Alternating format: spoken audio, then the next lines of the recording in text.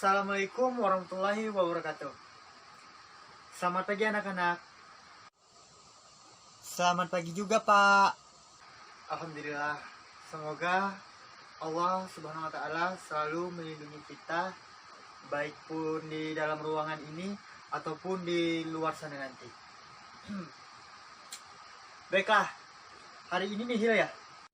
Iya, Pak, nihil. Oke. Alhamdulillah kalau hari ini nihil.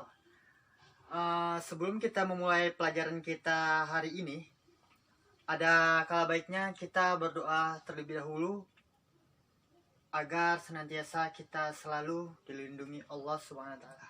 Para Fuad, tolong siapkan. Siap, gerak. Beri salam kepada Bapak Guru. Assalamualaikum warahmatullahi wabarakatuh. Berdoa mulai. Doa selesai. Baiklah. Hari ini kita akan belajar tentang gaya. Ada yang tahu gaya itu apa? Tidak tahu, Pak. Biar Bapak jelaskan pengertian dari gaya.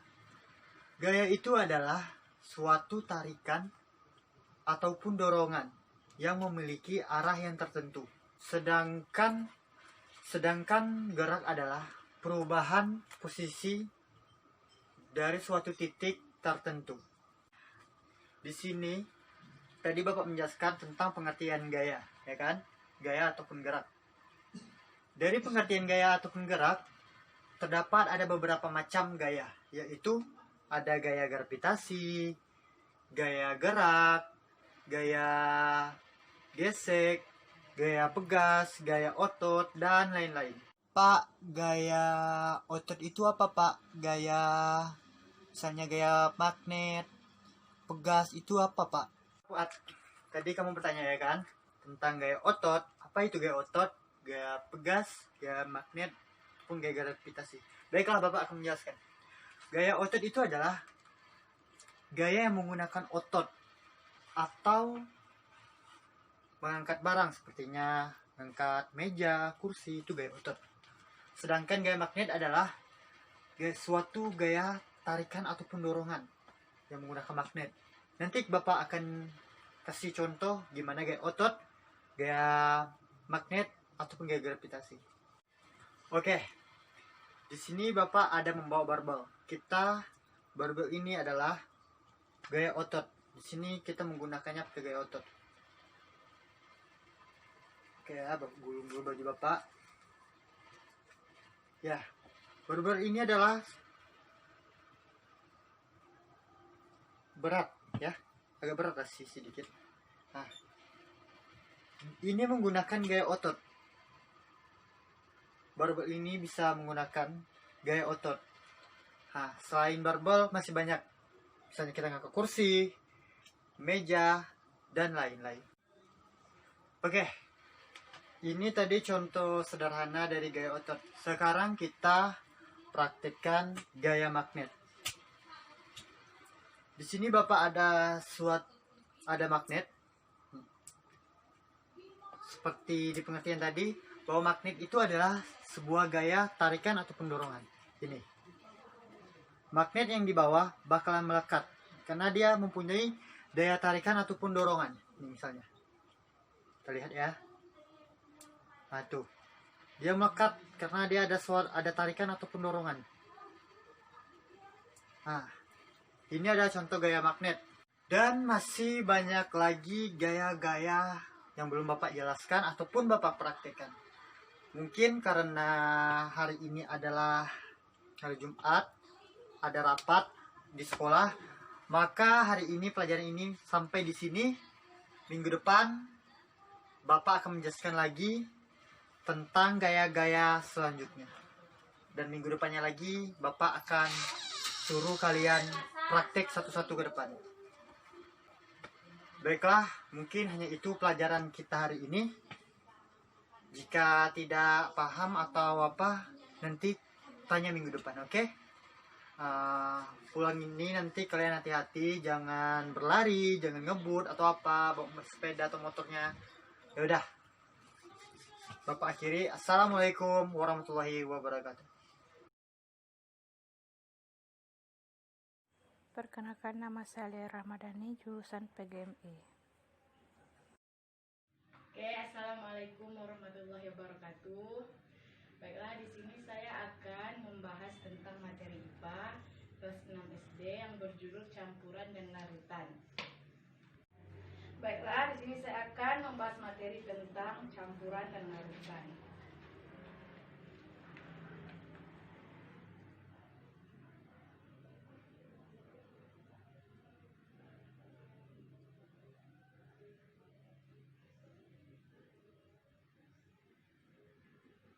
Oke.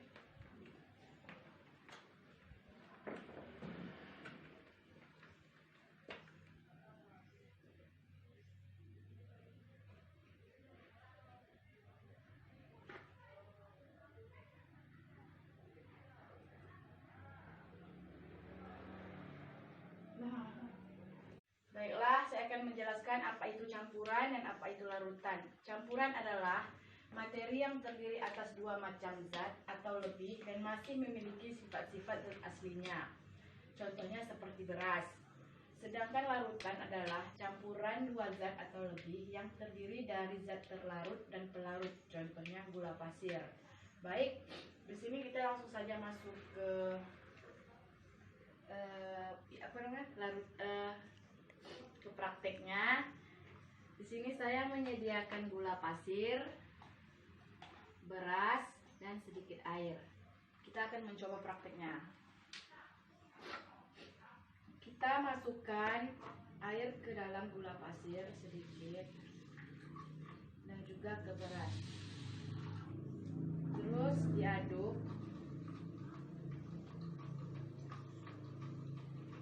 Dan mengaduk juga beras. Baiklah, sekarang dapat kita lihat gula pasir dan beras, yang dimana beras terdapat campuran, beras tidak terdapat campuran, dia tidak tercampur ya, dia masih tetap utuh. Sedangkan larutan gula pasir dia terlarut dengan air, habis, tidak ada tinggal ya. Baiklah, mungkin itu saja dapat saya jelaskan tentang materi IPA ini, tentang campuran dan larutan. Terlebih terkurang saya mohon maaf. Saya akhir dengan wabillahi taufiq wa hidayah. Wassalamualaikum warahmatullahi wabarakatuh. Assalamualaikum warahmatullahi wabarakatuh. Selamat pagi dan salam sejahtera untuk kita semua.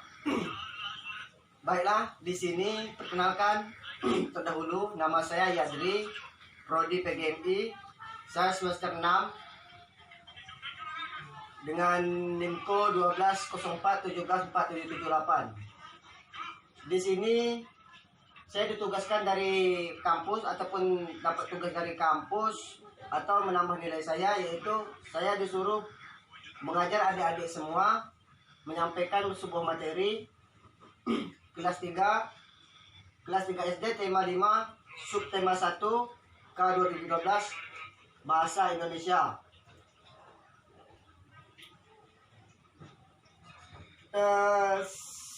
Bahasa Indonesia pernah terdengar oleh adik-adik semua apa yang dimaksud dengan bahasa Indonesia? Bahasa Indonesia itu adalah bahasa kesehari-harian orang Indonesia. Contohnya kita ini. Di Indonesia ini terdapat beberapa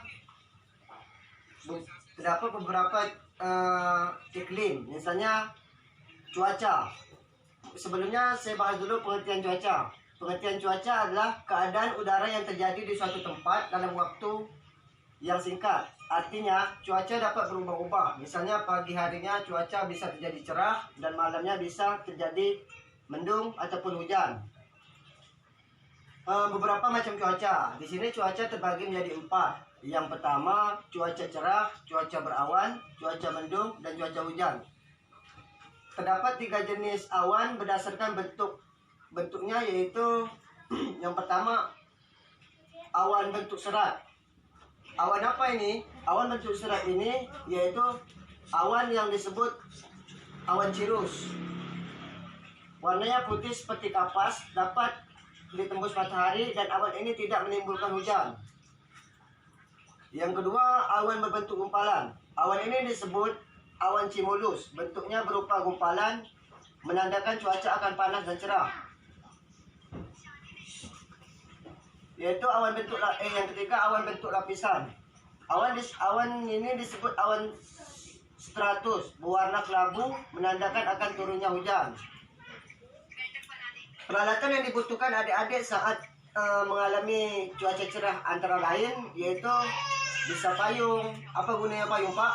Payung itu untuk mencegah terjadinya sinar matahari menempel ke badan kita ataupun menghindari panasnya matahari. Yang kedua, kipas. Yang ketiga, kacamata, dan selanjutnya topi. Beberapa peralatan yang dibutuhkan adik-adik atau anak-anak bapak saat terjadinya hujan yaitu jas hujan, payung, sweater, jaket, dan lain-lain sebagainya. Sekiranya mungkin hanya itu yang dapat bapak sampaikan tentang materi bapak, yaitu kelas 3 materi kelas 3 SD tema 5 subtema 1 2013. Nah, tanya mana?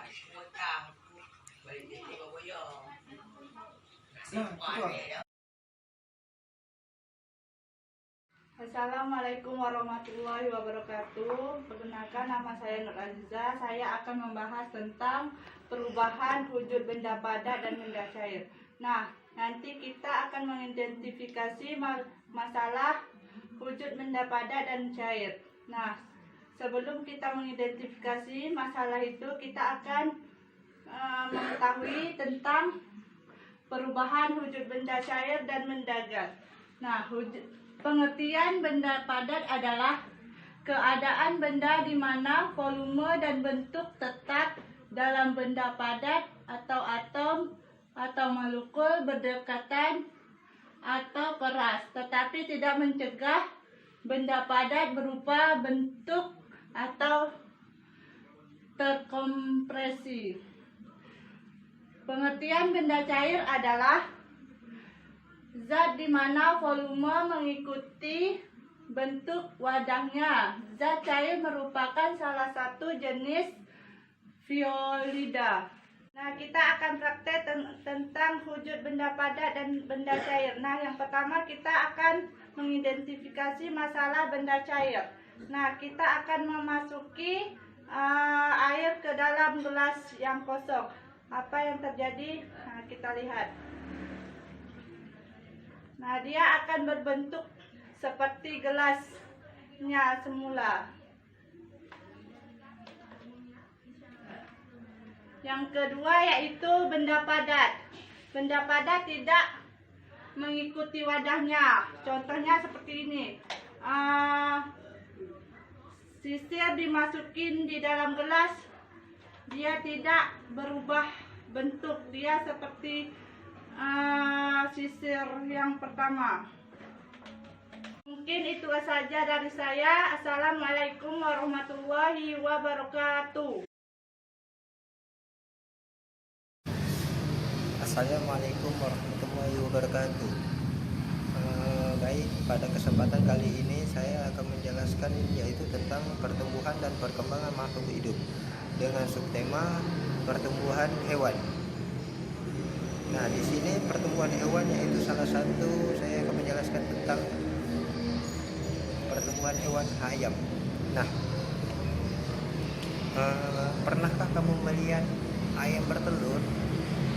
Paling tidak, pernahkah kamu melihat telur ayam? Nah, telur ayam ini menetas kemudian keluarlah anak ayam.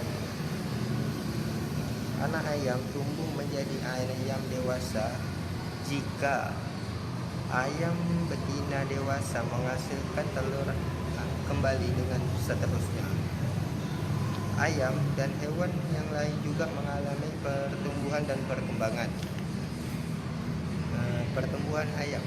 Ayam merupakan salah satu makhluk hidup tumbuh yang berbulu dan memiliki 2 kaki. Ayam memiliki paruh dan bernapas dengan paru-paru.